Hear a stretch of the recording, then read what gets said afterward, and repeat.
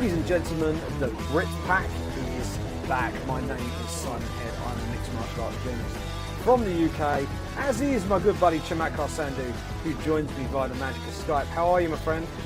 I'm very well, Simon. No UFC this past weekend, which meant I got a decent night's sleep on a Saturday night, so I'm refreshed, re-energized, and raring to go. And just as well, because we've got a win double weekend this weekend. It is International Fight Week in Las Vegas. Last year it was a triple header. This year they've scaled it back a little bit. There's no expo this year. You've still got the Hall of Fame ceremony that will take place, but we have two live events. On Friday night we have the Ultimate Fighter finale, headlined by Michael Johnson versus Justin Gaethje at lightweight, featuring Britain's own Mark Diakiese. And then on the Saturday night, again in Las Vegas, UFC 213, Nunes versus Shevchenko. The UFC Women's Bantamweight title is on the line. We will talk about both events, go through both fight cards, and splitting those two, we will answer the best of your questions as tweeted to us via our Twitter account at the Brit Pack MMA. Let's launch straight into it, Sandhu, shall we? We've got the Ultimate Fighter finale on the Friday. Now, I know you've not been following the TUF series all the way through. I have to admit, I have been. And you know what? It's been good. And I know TUF has been a little bit up and down over recent years, and sometimes it can be a bit duff. This year has been a good one. I've got to be honest, or this particular season has been a good one. We don't know the identity of both finalists yet. We know one of them. One of them is Diego Lima, younger brother of Bellator welterweight champion Douglas Lima. He will be competing in that welterweight finale. He will be taking on a winner to be decided on this week's episode of the show. So do keep an eye out for that if you are a night owl who wants to stay up, or just record it and watch it back the next day. Then you'll know who Diego Lima is facing. That is scheduled as the co-main event. So we'll leave that to one side, Sandhu, because we don't know exactly what's going to happen in that one. Let's look at the main event. Michael Johnson versus Justin Gaethje. Gaethje making his UFC debut. Former champion in World Series of Fighting. We know that World Series of Fighting has now rebranded itself. Gaethje became available, went straight to the UFC, and they've given him a perennial top 10 guy in the menace, Michael Johnson. There was a little bit of heat in the press conference, a little bit of back and forth between the pair. And there was a pre-event press conference, I think, about a week ago. And they were jawing at each other during that as well. It seems to be bubbling up nicely, and I think this is going to be a decent main event to kick off International Fight Week. What do you make of it? Yeah, I agree. I think this is going to end up being Justin Gaethje's kind of coming out party, especially for the international audience that the UFC kind of gets. Because obviously, with WSOF, there's some bits and pieces you can catch online, YouTube and social media. But in terms of a live stream, there isn't a broadcast deal here in the UK for the WSOF. So we never really got to see any of Justin Gaethje's fights live. But if form has got anything to do with the outcome of this fight, then I think what you're going to be looking for here is a Justin Gaethje whitewash of a performance. This guy is coming in 17-0, undefeated. And regardless of, where you fought, who you fought for, getting a record at 17-0 is, nothing to be kind of, looked down upon. And adversely, Michael Johnson's in a situation where I think he really needs a win, and he's fortunate that he's got a main event opportunity here, having lost 3 of his last 4. He's coming off a spanking from Khabib Nurmagomedov. We were both there in New York last November to witness that one, Simon, at UFC 205. And you're right, things have kind of been bubbling, really nicely between these two since the press conference. We're coming into fight week now. I'm sure there'll be a few more words exchanged. And we'll see how Justin Gaethje performs. They say that there's always octagon jitters. He seems like the kind of dude that kind of takes everything into his stride. Doesn't really feel like to me that he's going to let the occasion get the best of him. And I think he's going to be raring to go, kind of really prove to the world that he's, one of the best lightweights in the world. And even though he hasn't fought for the UFC before, he has fought some real top 10, top 15, top 20 guys. And it's not a kind of padded record, so to speak. So I'm expecting big things out of Gaethje. What about you, Si? Yeah, I'm excited to see, because it's very difficult, because we don't quite know where the level of his opposition stacks up in relation to the UFC. The UFC's lightweight division, and we've spoken about it sort of ad nauseum on this show almost, one of the most talent-stacked weight classes in the sport of mixed martial arts is the UFC's lightweight division.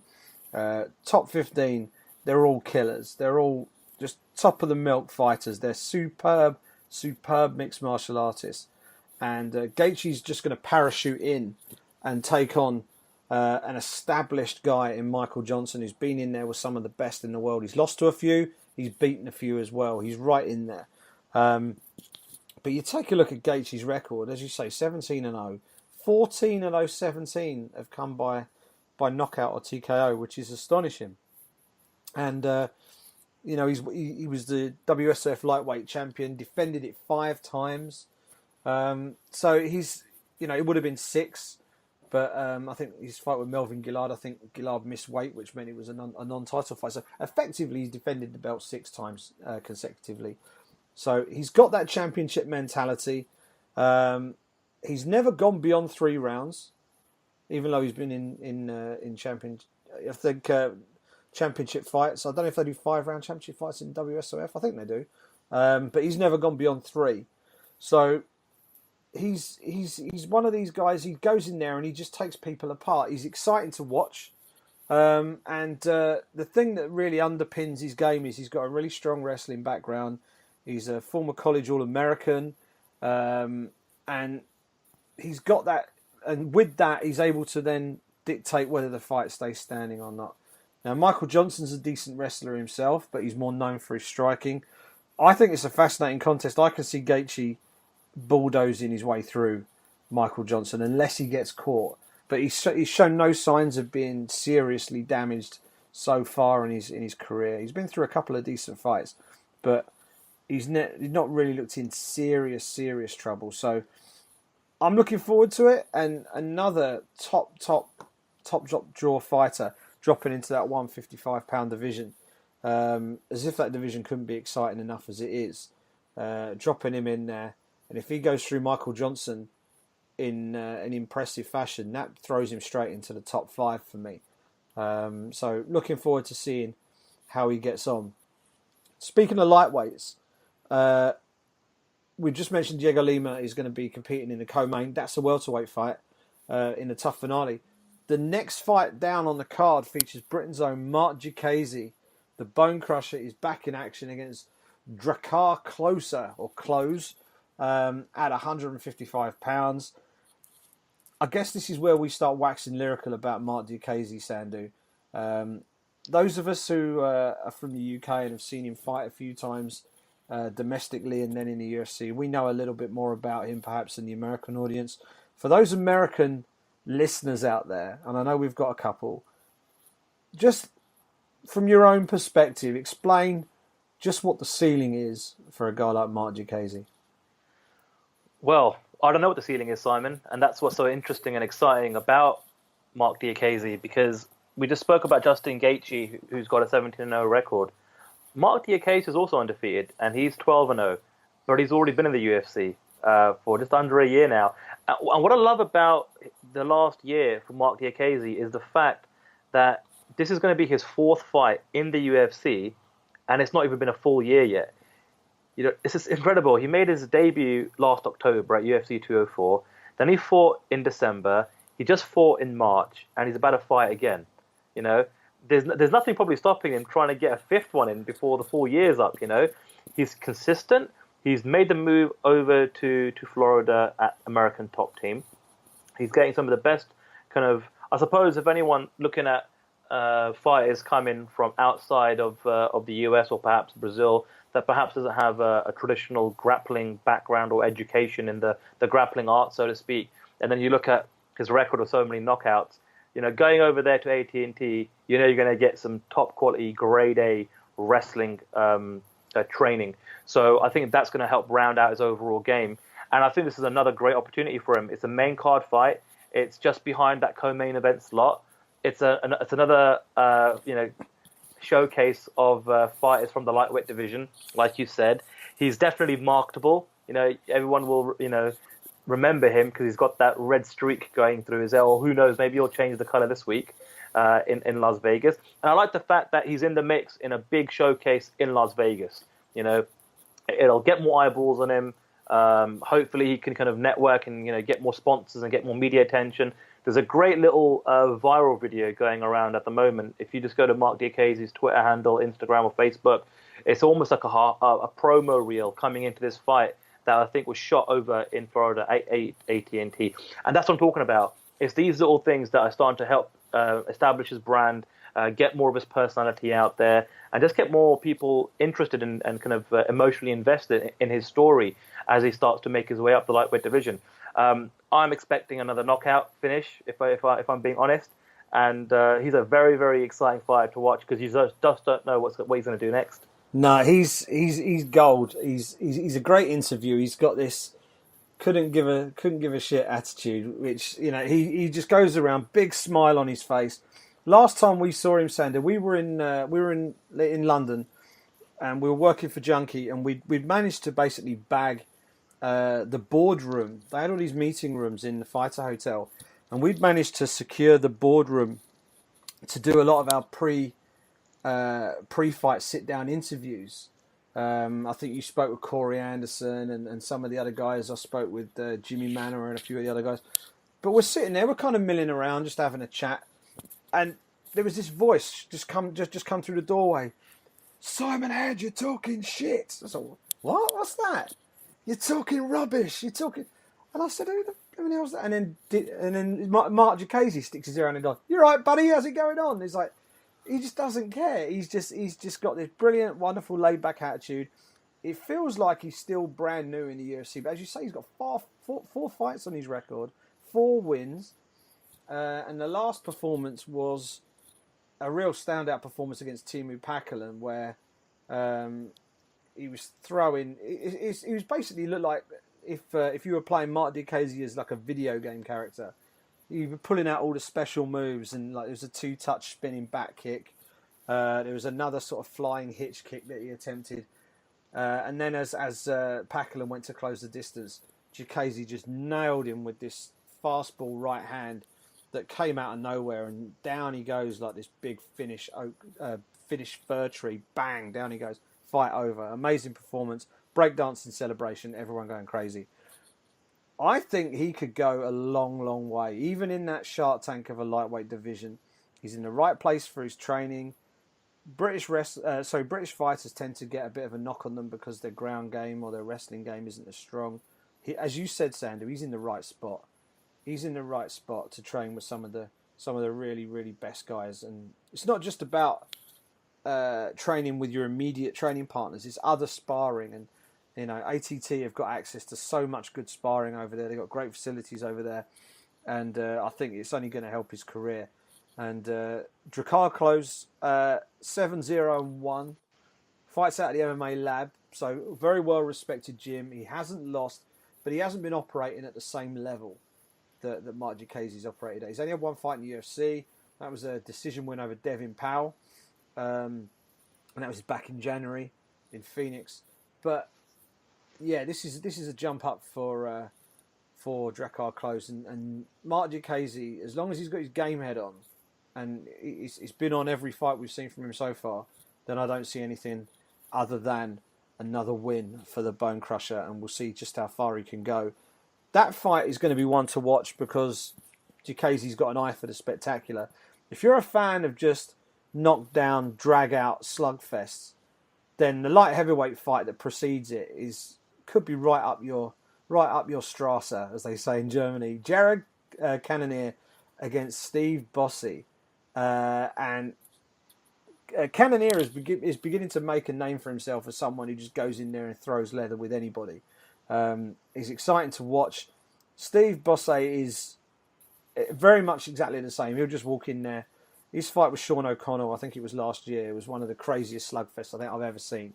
So I'm really looking forward to that one, Sandhu. Have you got a pick for that fight? It's basically rock'em sock'em robots until one of them falls over, I think. Yeah, flip a coin, Simon.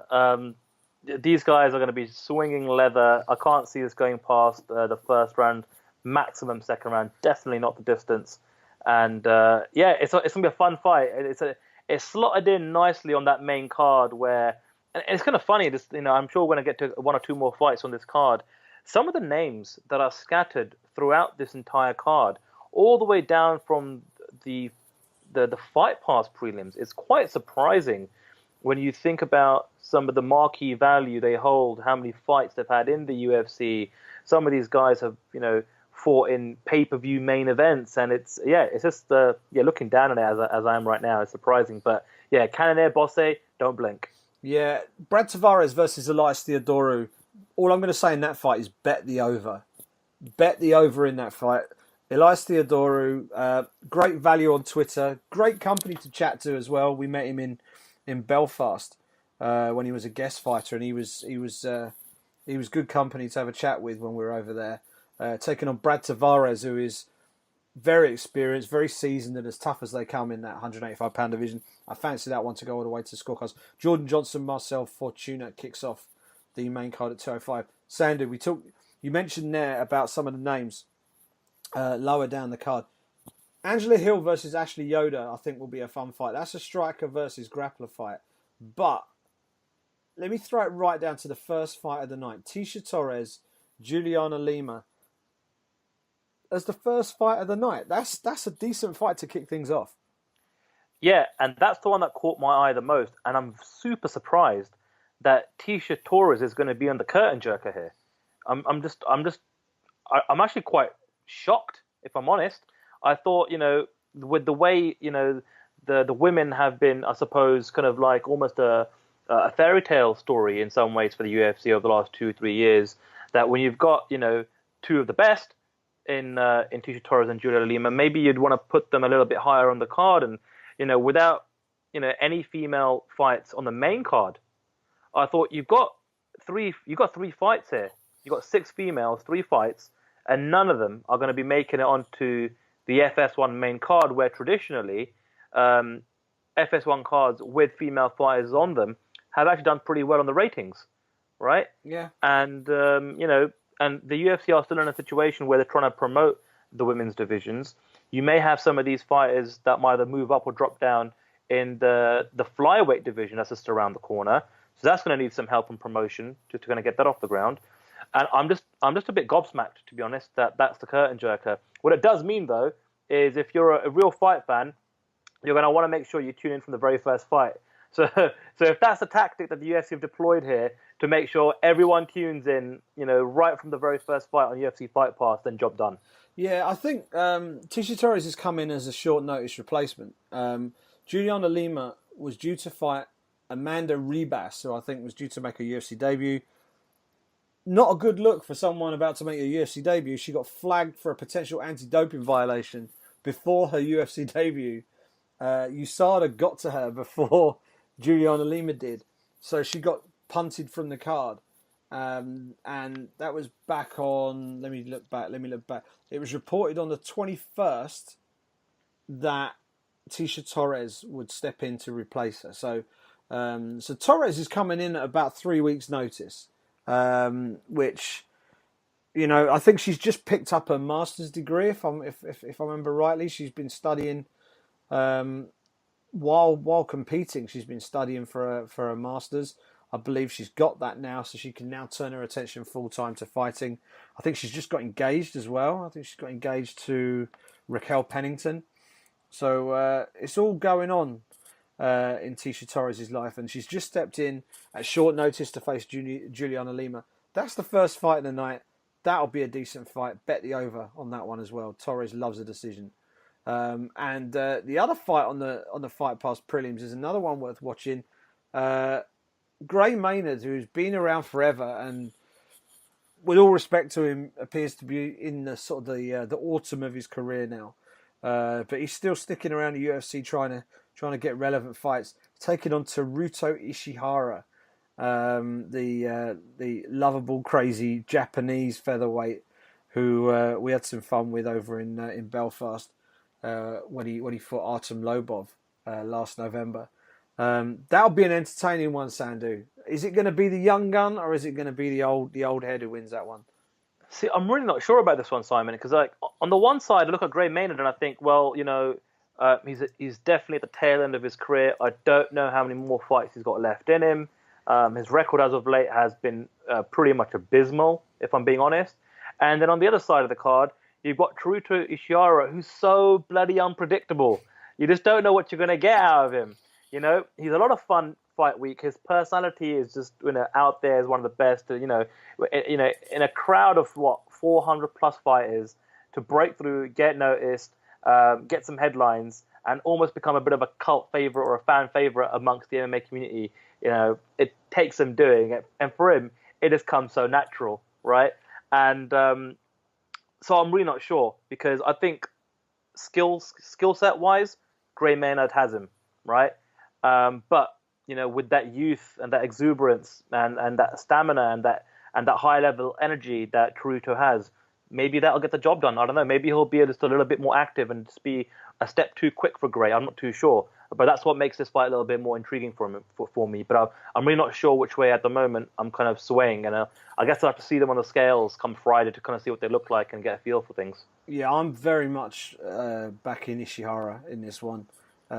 Maynard's form, yeah, he's lost 5 out of his last 6, 6 out of his last 8, and has won twice in his last 9 fights, which isn't a great record. And I can't think of too many other UFC fighters who would still be on the books with a record like that. But I think there's a lot of respect for Gray Maynard within the halls of the UFC, and justifiably so. And the fights he's lost have been against good opposition: Frankie Edgar, TJ Grant, Nate Diaz, Ross Pearson, Alex Yakovlev, and Ryan Hall. You can see the opposition is starting to tail. But Teruto Ishihara, yeah, he lost to Artem Lobov. But Lobov was hitting him with bombs in that fight, and he didn't go. He didn't get finished. And prior to that fight, Ishihara beat his previous 2 opponents by knockout. So I'm going with Ishihara to finish this one. Maynard is starting to get hit a lot in his fights, which is a worry. And I fear that this might be the one that eventually puts the line under his UFC career. We will see. We've written off people before. About 4 or 5 years ago, I said Dan Henderson was finished, and then he went and nearly killed Hector Lombard in a manner that I don't think I've ever seen since in the UFC octagon. So I'm not necessarily the best person to listen to when it comes to predicting when people should retire. But Lobov versus Gray Maynard will be part of that Fight Pass prelim card. Very quickly, just the 3 fights, just to quickly touch on those so we've covered them off. Angela Hill, Ashley Yoda. That'll be fun. Striker v Grappler. Ed Herman versus CB Dollaway. Battle between 2 former Ultimate Fighter competitors, I believe, and 2 veterans of that UFC middleweight division. And Jessica Iyer versus Aspen Ladd at bantamweight will kick off that FS1 prelim card. That'll all be available for you in the UK on BT Sport. I think it'll be BT Sport 2. So the first 2 fights will be on Fight Pass exclusively, and then the Fox Sports prelims will be available on BT Sport 2 and Fight Pass, and then the main card will be exclusive in the UK on BT Sport. That is UFC. And then he said UFC Fight Night. Is it labelled as a fight night? It's not, is it? It's just called the TUF Finale, isn't it? I think so. Yeah, the Ultimate Fighter 25 Finale, I think, is the official name. That's on Friday night at T-Mobile Arena. And if you're going out there for International Fight Week and you want to see some fights, I reckon there's half a chance of getting tickets for that one. I reckon it's a big arena. They'll have it all. They'll have it configured for the pay-per-view the next day. Yep. So you would think walk-up tickets will probably be available for that one. Without a doubt, 100%. So if you're in Vegas that week and you haven't got tickets, get yourself down to the T-Mobile Arena box office and see if you can bag yourself some seats. I have a feeling you'll be successful. And you'll see a fight card with some fun-looking fights on it. It's, as we said there, maybe not that much in the way of A-list opposition, but there's some interesting fights on that card and some interesting fighters. Gaethje's debut, Diakaze looking to do a bit more.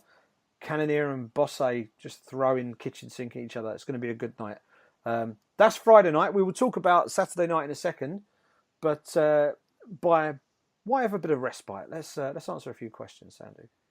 Absolutely, and as always, it's at the Brit Pack MMA on Twitter. You can get a hold of us and shoot us your questions throughout the week. And when I give it the heart symbol, the likey, the Mario Yamasaki heart, that's when you know that we've recognized the question, and we're going to be asking it in the following week's episode. So without further ado, the first question comes in from Nathan Clapson. What chance do you give Bobby Knuckles of winning a belt and giving Australia its first champion? Now, I'm going to pause on that, and we'll address that question in our next segment, because I think that's going to be a big talking point when we look at that UFC 213 fight card. But moving on then from there, will Nick Diaz fight again? So Stockton 209 bad boy Nick Diaz is in some trouble, Simon. He's missed out on his whereabouts for random out-of-competition testing by USADA on 3 occasions. So it's a 3 strikes and you're out rule.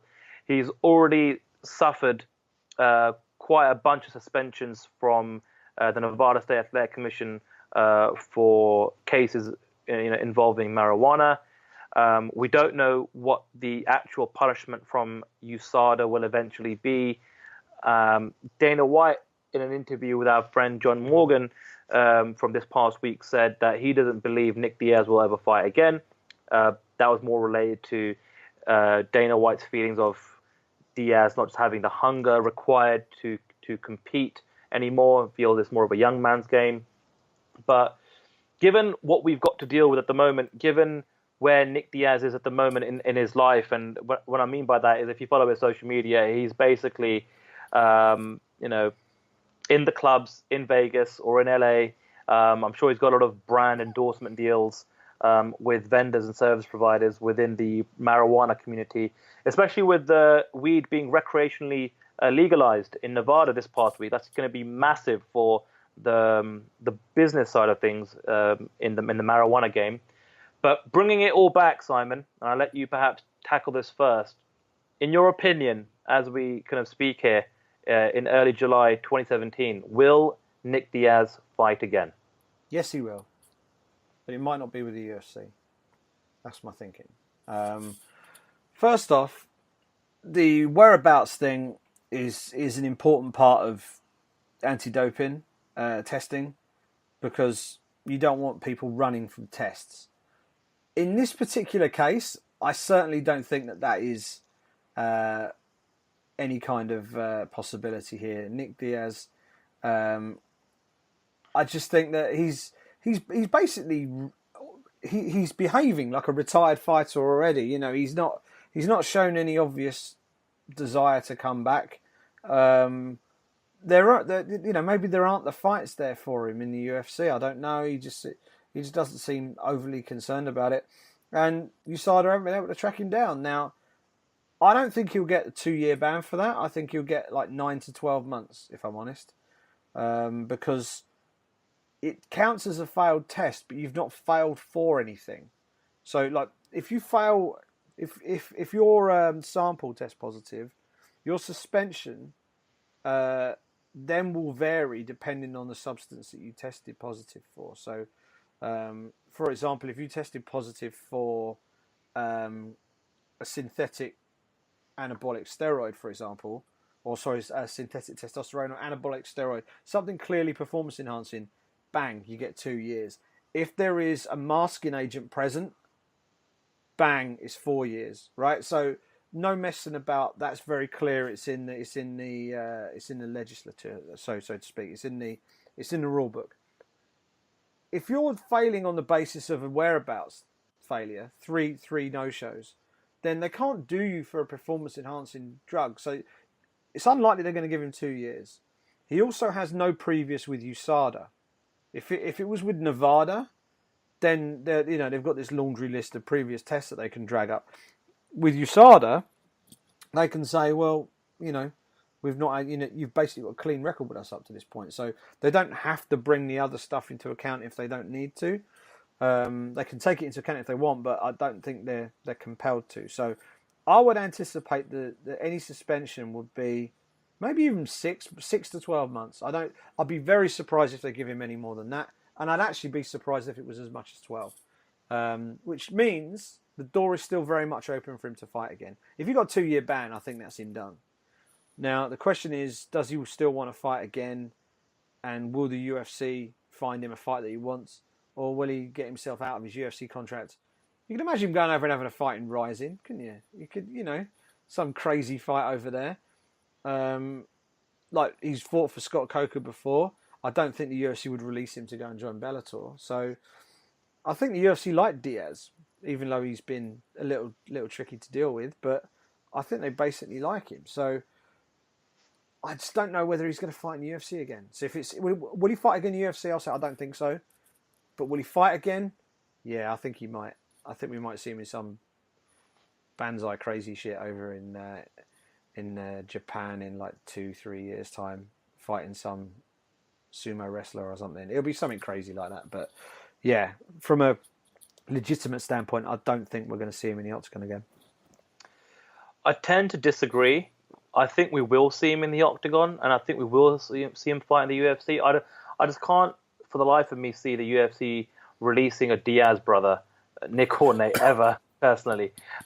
Even if they've got him locked up in a contract, he's the one that's messed up here. If he doesn't agree with the USADA policy and the rules and the regulations, you've got to be talking about this and piping up about it beforehand. This is what you signed up for. Everyone knows what the situation is. You can't then, in retrospect, be like, oh, I didn't know, or I don't agree with it. It doesn't wash well with people, and so that's just not how it works. Now, with that being said, I do agree with you, Simon. I think he's going to get a slap on the wrist, retrospective to what kind of punishment that the USADA are going to dish out to him. I just think that there's fighters within the UFC that will match up well with Nick Diaz to do very, very well on pay-per-view. And regardless of what endorsement deals he may have within the marijuana industry, I still feel like, while he's still young enough, he's creeping up to his mid to late 30s now, to get a pay-per-view, big payday in the fight business. I'm talking about, another fight with George St. Pierre. That's number one on the list. That will, no doubt sell a lot of tickets. You could even run it back with Anderson Silva, given how that first fight, ended up. There's always been talk of that Michael Bisping fight. That would be so much fun, with those two going at it, back and forth in the build up to that fight. And then you've always got a rematch with ruthless Robbie Lawler, who lost to Nick Diaz way back when. So you've got a handful of fights there. And I think, Nick Diaz and the Diaz brothers, they tend to kind of just, at this stage of their career anyway, only dip in and only come back when it's a big payday and perhaps they're kind of running through the funds, so to speak, from their previous payday. There's been some reports recently that Nate Diaz is going to be battling some legal, well, not battling, he's going to be in a legal situation with some former management company. Yeah. And that's going to cost him a pretty penny, and maybe that'll bring him back to the fight game a little bit sooner, just to kind of re-up on his funds in the bank account. So let's see what happens. I've got a feeling, if you sort of give him 6 months, 9 months, even a year, that's not going to deter the UFC from releasing Nick Diaz, or even give any kind of reason for Nick Diaz to not want to fight again. He'll take that, carry on doing what he's doing right now, come back, and the likes of the George St. Pierres of the world and the Michael Bispings and the Robbie Lawlers will still be here in a year from now. So, but I think we can both agree on one thing, and it's the fight game is a lot more fun when a Diaz brother, Nick or Nate, are involved with the UFC. There's a fight coming up. It's just a lot more fun. Amen to that. So, fingers crossed, he does make a comeback and does fight sooner rather than later. Final question, bit of a weird one, Simon. So maybe you can kind of weigh in and help me out here. It comes from Stephen Murray, and he says, "Is Sandhu excited for UFC 213? I hope not, as the best events are the ones he's not excited for." So it's always the way, isn't it, Simon? You look at an event on paper and you think to yourself, I'm not too sure. I'm not really sure about this one. Should I skip it? Should I watch it on Sunday morning with my breakfast and just kind of look at the results and skip to the fights that you know you've got a guaranteed finish, or what should you do? Or are you going to really stay up until 4, 5, 6 in the morning and get through what on paper, isn't exactly the most kind of mouth-watering, tantalizing, exciting, fight card? And it's always those cards that end up being the ones that have like record-breaking number of submissions, record-breaking number of knockouts, give you knockout of the year, performances and fight of the year candidates and stuff like that. But have I started to get a bit of a reputation now, Simon, where I'm kind of like down on cards that eventually end up being blockbusters? I couldn't possibly speak for our listeners, but it has been pointed out to me, yes. It was asked to me. I don't know if this is the same question from like 2 weeks ago, but I think Stephen may have tweeted me a very similar question.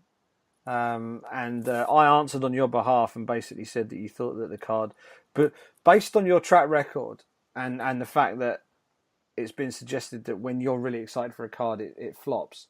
So on your behalf, I said that you've confided in me and told me that you think that the card sucks and that there's no exciting fights on there, which guarantees that it's going to do really well. So that's basically it. But no, how can you not be excited for the 2 pay-per-views that are coming up? This one looks pretty thin by comparison to 214, which is insanely stacked. Even more quality fights have been added to it since last week. But yeah, I think this one will be a good one. And I mean, first off, let's have the definitive Sandhu take. This is going to be a good one, isn't it?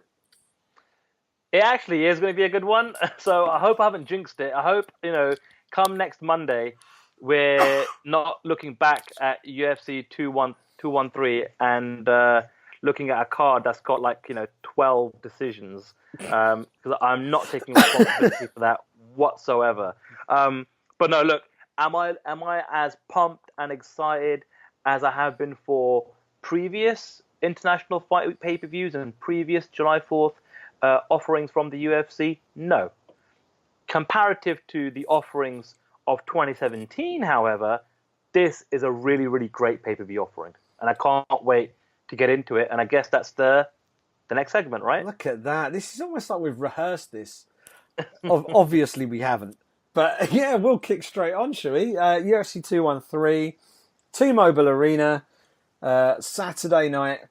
Amanda Nunes versus Valentina Shevchenko is the main event. But this is a 2-title main card because the co-main event is a fight for the interim middleweight championship of the world. Yoel Romero versus Robert Whittaker. Even though he doesn't want to be known as Bobby Knuckles, we're going to call him Bobby Knuckles because it's a cool nickname. But let's talk about Amanda Nunes versus Valentina Shevchenko. I'm really excited for this fight because of what happened in the first fight. Mm-hmm. Amanda Nunes won the first fight by decision. She won the first round clearly. She edged the second round, but the fight had started to turn by the end of that second round. And Shevchenko was the dominant fighter in the third round. And it was because Nunes had done just enough in that second round that she got the nod on all 3 cards by unanimous decision. I thought that the decision was correct at the time. And I've seen it back since, and I still think it was the right decision. However, if that fight had gone over another 2 rounds, Shevchenko, I think, would have stopped Nunes. I really do believe that. And what we're going to see on Saturday night is Nunes versus Shevchenko over 5 rounds. And the question now is, has Amanda Nunes improved her game to the level that she can basically stop Shevchenko in the first 3 rounds? Or are we going to see a similar fight play out with Shevchenko coming on strong towards the end? It's a fascinating contest, and I'm really, really looking forward to it. How are you, first impressions leading into this one, Sandhu? Do you think Nunes is going to hang on to her title, or do you think Shevchenko might just steal it away from her on Saturday night? You know what, Simon? I'm really not sure, and that's what makes it so fascinating and so compelling, because it's going to be Amanda Nunes' toughest test to date, although she's kind of fought her before. Like you said, Simon, it's a whole new ball game because it's a 5-rounder. What Nunes kind of has, I suppose, in her favour this time round is she's now got used to performing in a main event slot on a blockbuster event. She's fought Miesha Tate. She's fought Ronda Rousey. It doesn't get bigger than that. It doesn't get bigger than two of the biggest names in women's MMA history right there and then. It's amazing to see also. I know last summer it was a little bit by hook and crook. She ended up finding herself in that main event slot of UFC 200. But to be in the headline slot, we were just talking about the night before, the TUF Finale, you've got 3 women's fights, none of which are on the main card. And then 24 hours later, you've got the main event of the UFC's International Fight Week pay-per-view headlined by two women, which is amazing. And for Amanda now to have done that, back-to-back on 2 July 4th offerings is awesome to see. But she's got her hands full, Simon. She really has got her hands full with Valentina Shevchenko, who, after losing to Amanda the first time, she didn't exactly have it easy herself. She fought Holly Holm and Juliana Pena, and she looked really great in both those performances, looked really, really awesome. And, sometimes people forget that she's got, a stellar Muay Thai record as well. And look, if you're a betting man or a betting woman, you're going to put money on Amanda Nunes early, right? Round 1, round 2, maybe. But if you're going to put money on Shevchenko, then you're looking at maybe 4th round, maybe 5th round, maybe a decision. Does she have enough to put Amanda Nunes away? I think she does, especially in those later rounds. And I'm really interested to see what Nunes' gas tank is in those championship rounds if she can't get it finished early.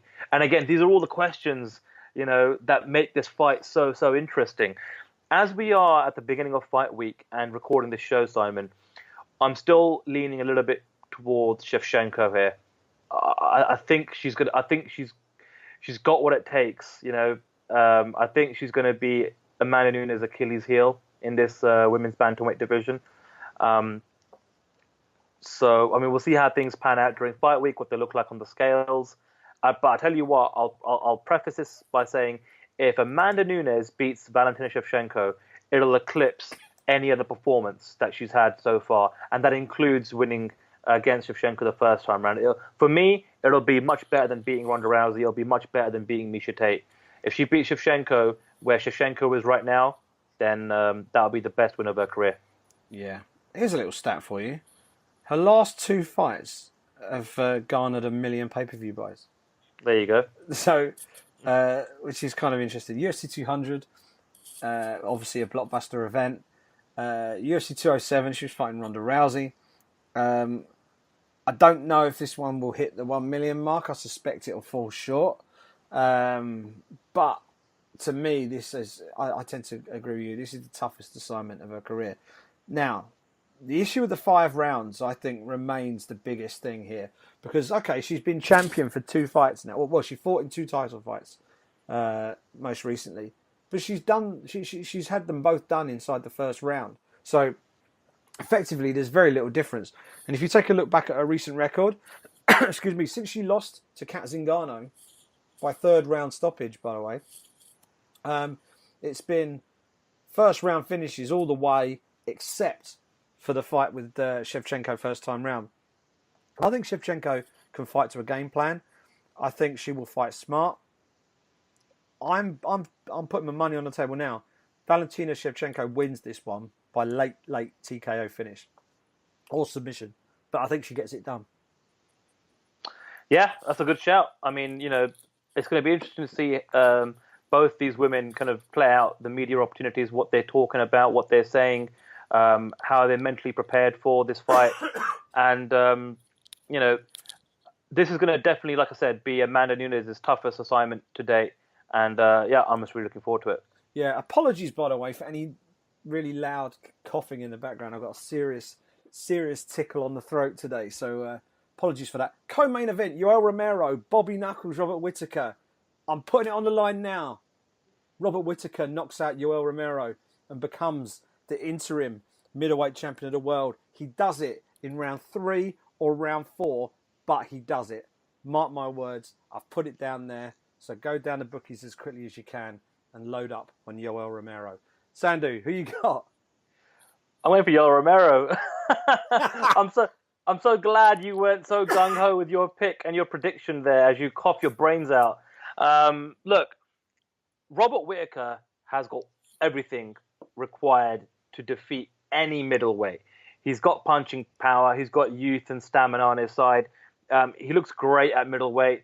You know, we had a question come in earlier on regarding him as being perhaps, you know, the guy that can put Australia on his back, become a UFC champion, and then really tick on from there. And Australia is a massively important market for the UFC, not just from the point of view of holding big events there, but they can hold pay-per-view events there. They can hold FS1 events there and it not interfere with the time zone back in the US, that's a home run.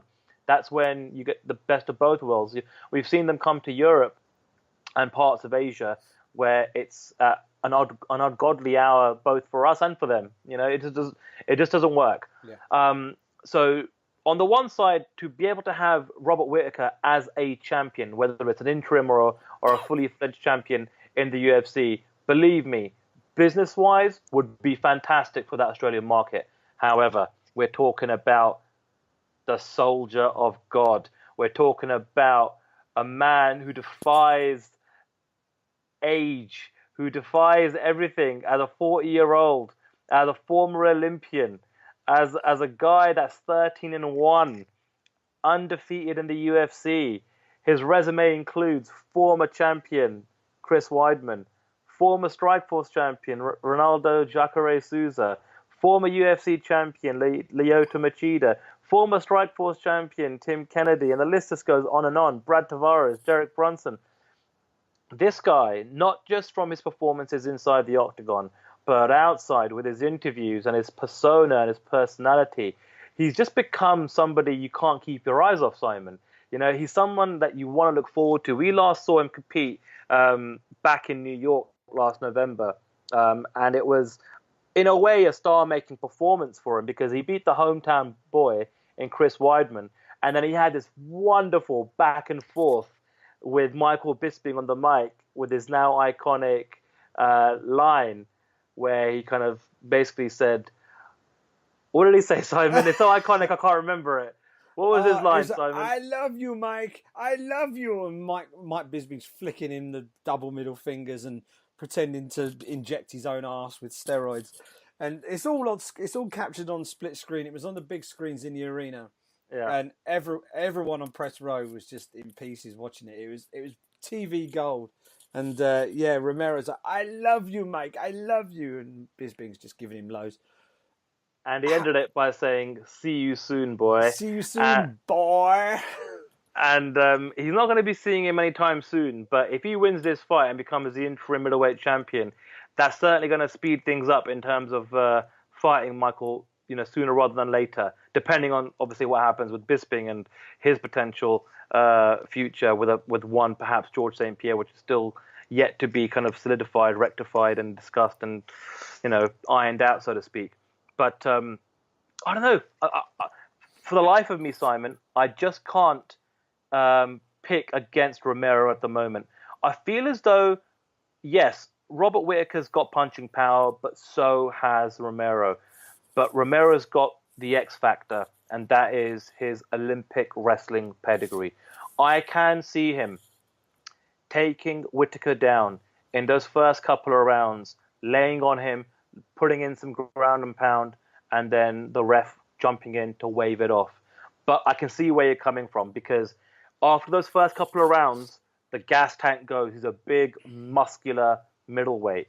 And if he can't get it done early, that's when Whittaker, being a guy that's in his mid-20s, being a very comfortable and a healthy middleweight, doesn't have to cut too much to get to that 185-pound weight limit. That's where I think, you know, he can, you know, really implement his strategy, his game plan.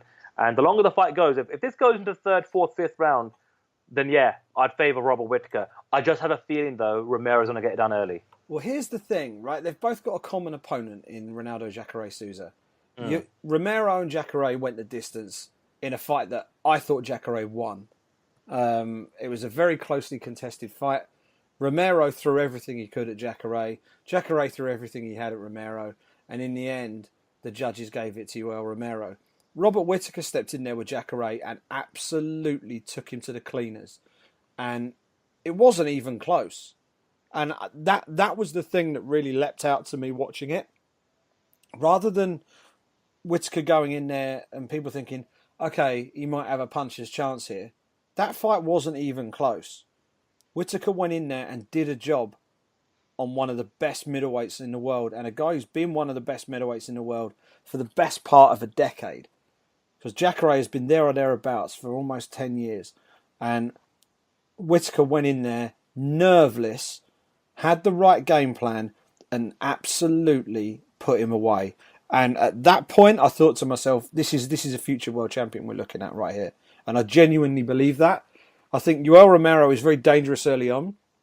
What you said about his wrestling pedigree and being able to take guys down, actually watching Yoel Romero's fights, he doesn't do it that much.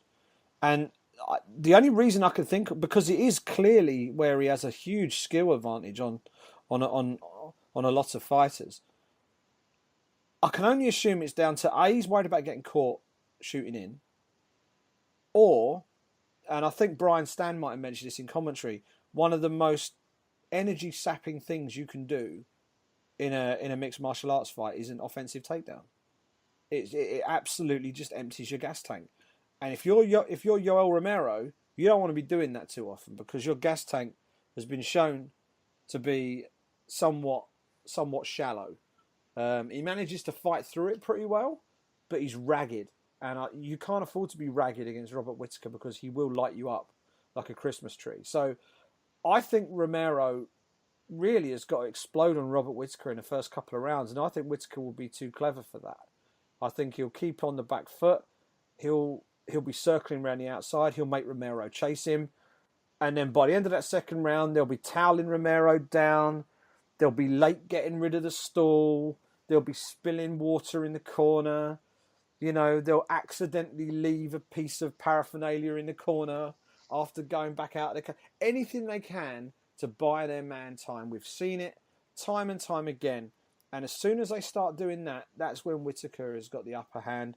Then as we get into rounds 3, 4, maybe even 5, if it gets that long, I think Whittaker will take over. And I think he's the sharper striker. I think he's the better striker. And I think his takedown defense is good enough to make sure that Romero is shooting out from distance and he can stay out of the way. Jacare couldn't really do much with him. I don't think Romero will get to do much with him. I think Whittaker will keep it standing. He'll empty the gas tank and then he'll knock him out. And I genuinely think that's what's going to happen. I think Robbie Whittaker will be the interim the interim middleweight champ, and it will set up a fascinating contest with Michael Bisping, which really they've got a hold in Australia. They could go back and do a big arena show, a big stadium show even, have the first ever Australian champion. And I've said it for years, when Australia takes the sport seriously, then look out, because they are amongst the best sporting nations on the planet. I think that will really, hopefully, kickstart a real groundswell of talent beginning to move into the sport of MMA as we go forward. We've got rugby down there is a huge sport, and a lot of guys that size will move into that. But maybe a few might look to transition into MMA. And I think over the next 5 or 6 years, we'll start to see some real talent coming out of that part of the world. And it'll be in large part due to the success of Robert Whittaker, who, I repeat, will become the interim middleweight champion on Saturday night. There. I can't be more emphatic than that, Sandhu. You might want to just clip this audio out and then kind of play it if he does actually win next weekend. You can tell me I told you so.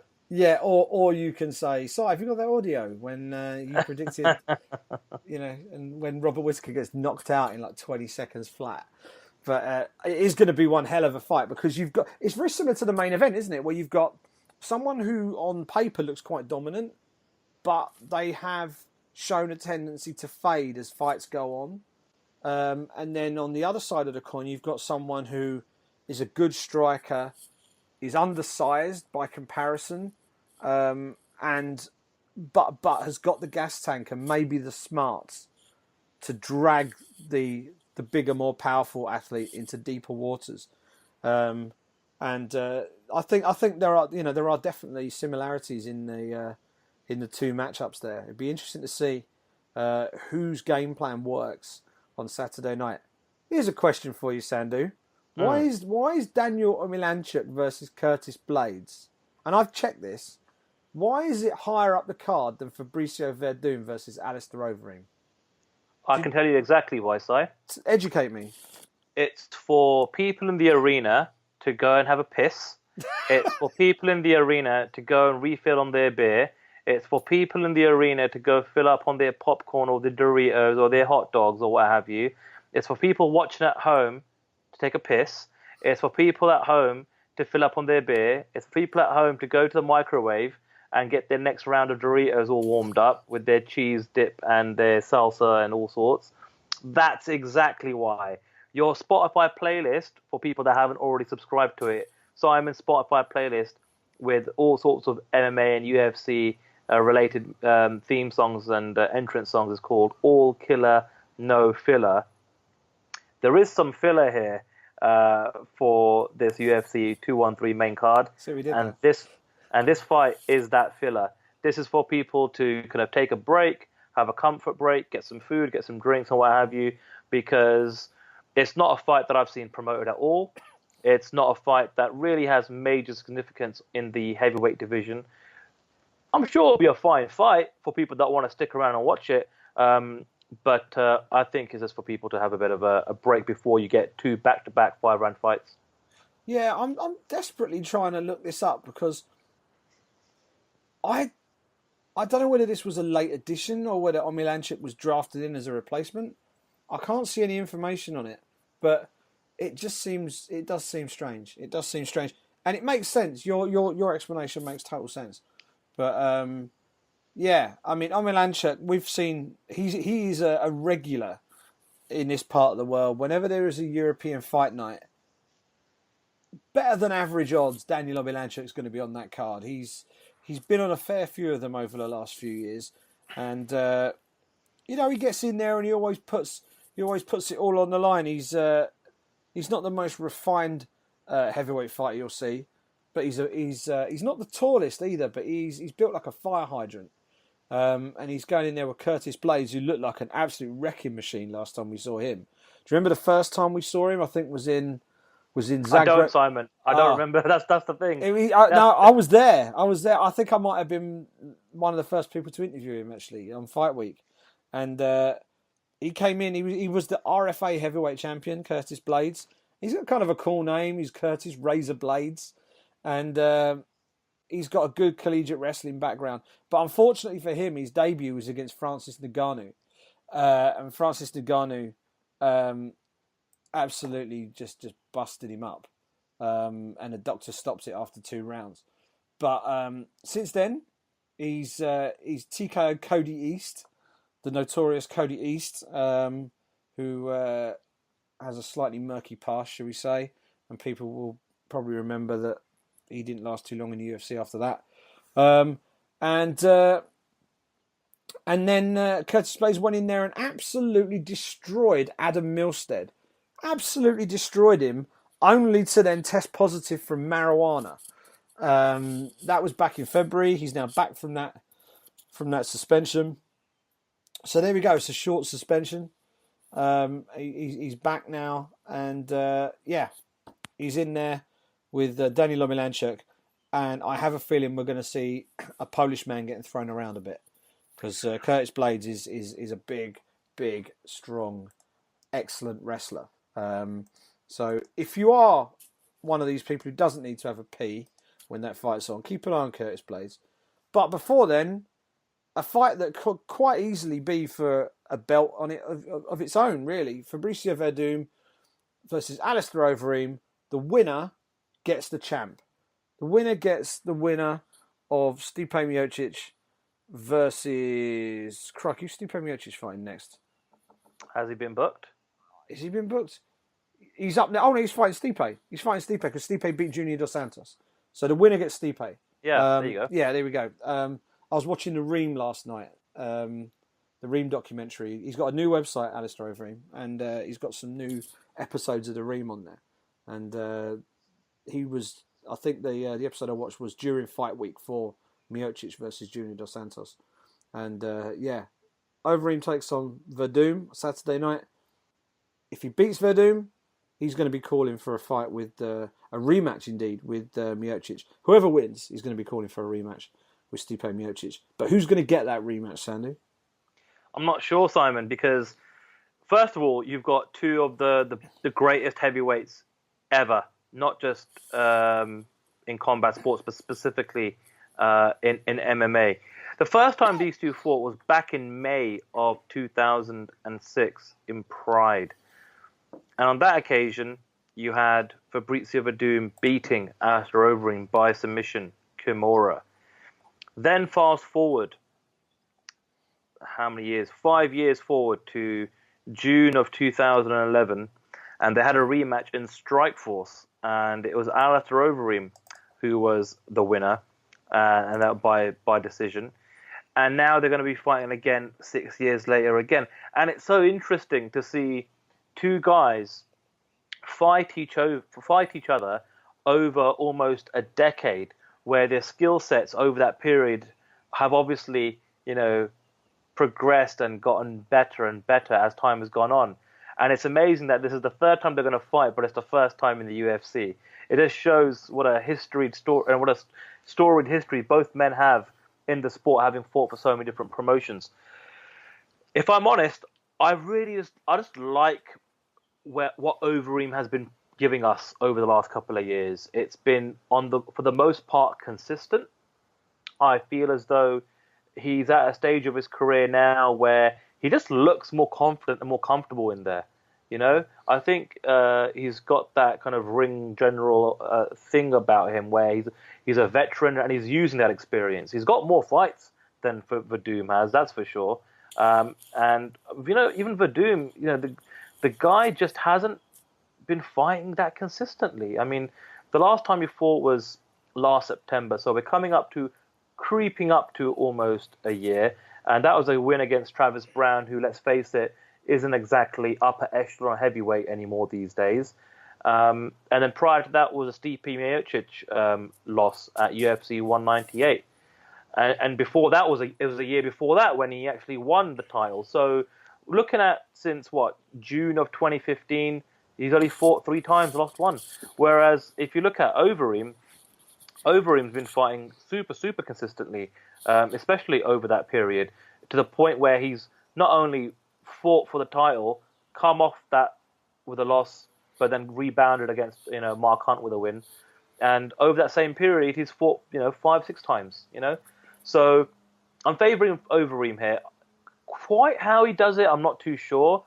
I feel as though he could get a cheeky knockout, but I think I'm going to favour him to get a decision over 3 rounds. What about you, Si? Yeah, I think with the 3-round course, I think the decision is probably the safest bet. I'm going for an Overeem win as well. I think he might just get it done by KO. I think Fabricio Verdum is a weird one. Look at his record. His record stacks up with any heavyweight in MMA. It really does. You look at the list of people he's beat. It really is remarkable. But what he hasn't been able to do when he picked up that belt, when he won the title, the hope was that maybe he could go on and really cement his legacy, and he didn't. He got knocked out chasing after Stipe Miocic. Behaving more as a challenger than a champion. He was running after him. Stipe caught him, knocked him out running backwards, which is a remarkable thing to do. He's come back and he's fought Travis Brown, and as you say, Brown's not the same fighter that he was previously. Overeem, I think this is probably his last. I think it's both of their last crack really at becoming a heavyweight champion in the UFC. For Verdum, obviously, he can become a 2-time champion. For Overeem, he's never won that belt, and I think that's going to be the monkey on his back until he gets it done. I think he beats Verdum. I think he stops him. His striking is so much better than Verdum. I think he'll knock him out and put himself in a title shot. I think he's just that little bit too good in the stand-up, I think. Overeem's biggest weakness is when he gets hit. and I'm not sure Verdum is going to get too many opportunities to do that in this fight. So I'm going to pick the Reem to win that one and go on and challenge Stipe Miocic for a second time for the UFC Heavyweight Championship of the World. Finally, let's talk about the lightweight fight on the main card, the one that kicks it all off on the main card. Anthony Pettis is back at 155, where he needs to be after a failed experiment at 145, taking on Jim Miller. This is a tough fight, Sandhu. Who are you going for? I'm not sure. Again, there's a few fights that we've discussed on this week's show, Simon, where I'm just really not sure about, and it might just be one of those things where I make a judgment call when I see them weigh in on Friday. With Anthony Pettis, this has to be hitting the reset button on his career, this fight, and he needs a win, and he needs it big time. He's coming back up to lightweight after a failed attempt at trying to make featherweight in that interim title fight with Max Holloway. We all know what happened at the end of that fight anyway. And Jim Miller, what a story. This guy always finds himself on some of the biggest stages, on the biggest events. UFC 100, UFC 200, UFC 205, and here he is, UFC 213, another big blockbuster event by the UFC during International Fight Week. Tough customer.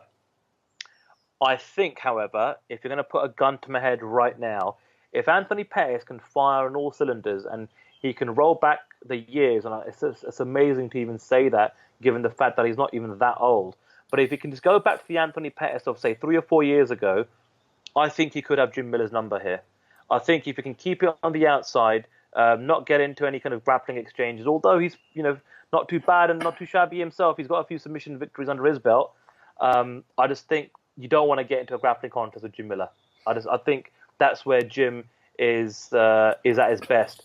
So if Anthony can keep on the outside, use his dynamic range of striking ability with both his hands and his legs, then he might be able to get the job done.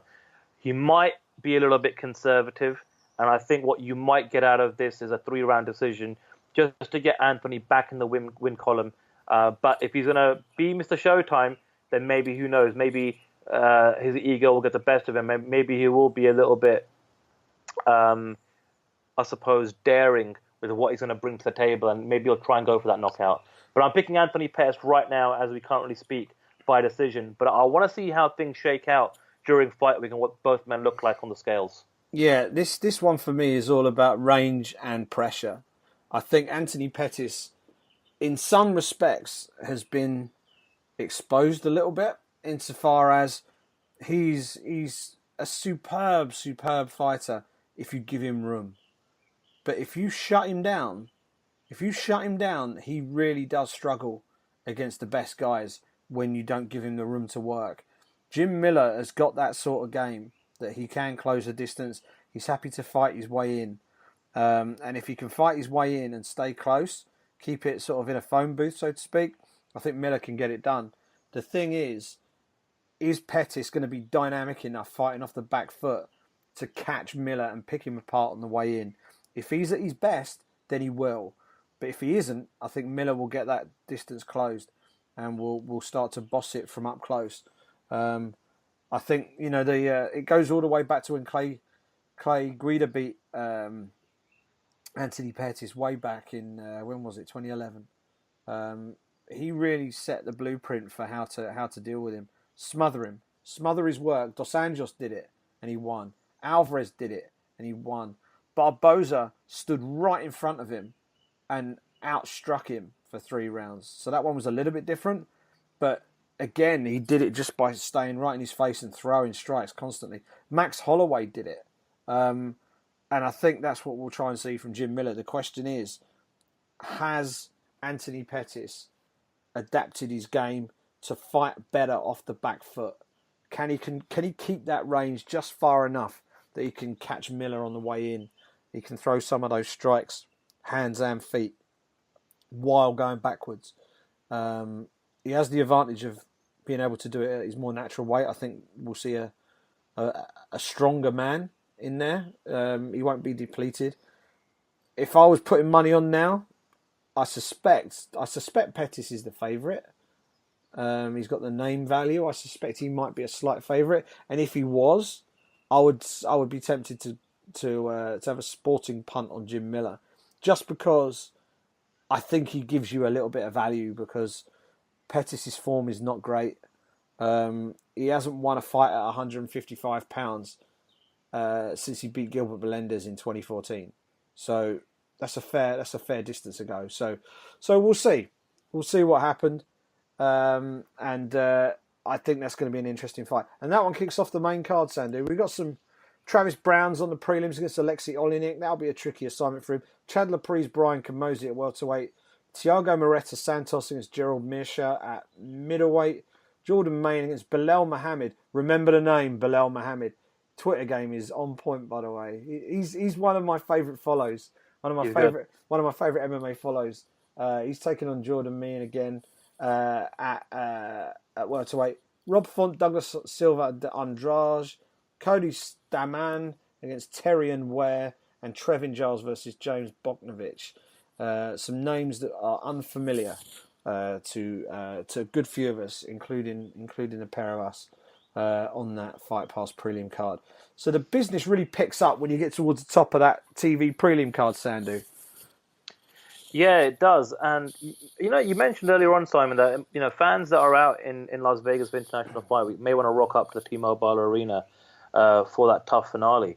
I've got a sneaky suspicion that if you try and do that on Saturday, there might even be one or two tickets available. I'm not entirely sure. I mean, you look at this card, and is it screaming a sellout? I'm not too sure, given the kind of price ranges that the UFC usually put on a July 4th weekend pay-per-view. So, if you're kind of holding out to see if there might be some tickets available, I think you might be in luck this week in Vegas. But yeah, I mean, for the viewing public around the world, you hit the nail on the head there, Simon. I think, that Travis Brown fight at the top end of that preliminary portion of the card, that's an important fight just to find out where is Travis Brown. I mean, right now he's coming off 3 back-to-back losses, and he needs a win big time.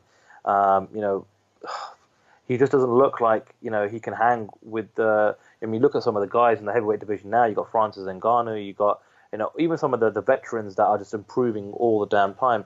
Look at Stipe Miocic, you put him in there with the Travis Brown right now, he'll smoke him. He'll absolutely smoke him. And maybe a part of his decline over the last couple of years has got to be the fact that he moved over to the Glendale Fight Club, and before that he was with Jackson Wink and was doing fairly well for himself. So we'll see what happens. I think, I don't know where he is right now, but I think I did kind of read a few bits and pieces that he hadn't perhaps full-time left Glendale Fight Club, but he's been chopping and changing his training. So let's see if we get version 3.0. But yeah, like you said, Simon, that pay-per-view is worth every penny except for that piss break of a fight with Daniel Omalenchuk versus Curtis Blades. Word very quickly about Alexei Oleinik. He has had 62 career fights. Now, for a heavyweight, that is just obscene. To be able to have had 62 pro fights. And his recent record is absolutely amazing. He's 12-1 in his last 13 fights. And all 12 of those wins have come inside the distance. And I think 10 of the 12 have come by submission. So if you want a cheeky sporting bet, get on Alexei Oleinik by submission, because I think you might get a price there. He's got some form.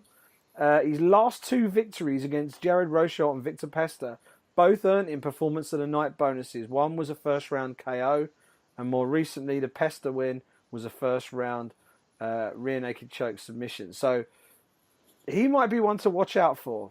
I know Travis Brown is the name in that fight, but if you're looking purely at form, A versus B, then Alexei Oleinik is definitely the man to watch in that fight. So keep an eye out for Alexei Oleinik in that one. That pretty much takes us to the end of this week's show. We've got a packed weekend of fights. A couple of back-to-back late nights. I don't quite know how that's going to affect people's Monday, because late night Friday night, late night Saturday night, I'm probably going to be awake anyway, baby and all the rest of it, so it's not going to worry me too much. But it's going to be a fun weekend. It's going to be a fun weekend. Ultimate Fighter finale Friday night, live, UFC Fight Pass and then BT Sport. UFC 213 Nina Shevchenko, Saturday night. Early prelims on Fight Pass. Everything else, BT Sport. You can subscribe to the Brit Pack via Apple Podcasts, via Acast, Stitcher and SoundCloud. You can follow us on Twitter at Sandy MMA, at Simon Ed, and the place to go for all your questions, tweet them to at the Brit Pack MMA. Check out the website as well at thebritpackmma.com. That was show number 45. We are hurtling towards that half century, and with your help we will get there in just a few short weeks' time. Thank you so much for listening, and we will speak to you next week.